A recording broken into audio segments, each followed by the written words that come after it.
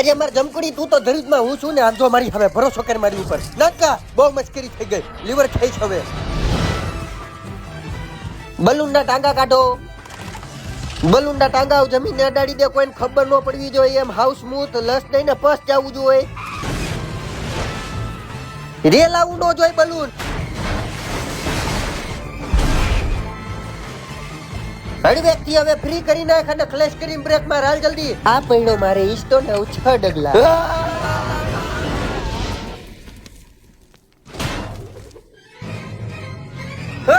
બે શું તમારા આરામ મૂકવા ન રાખ્યું જલ્દી ખોલો એને શાબાશ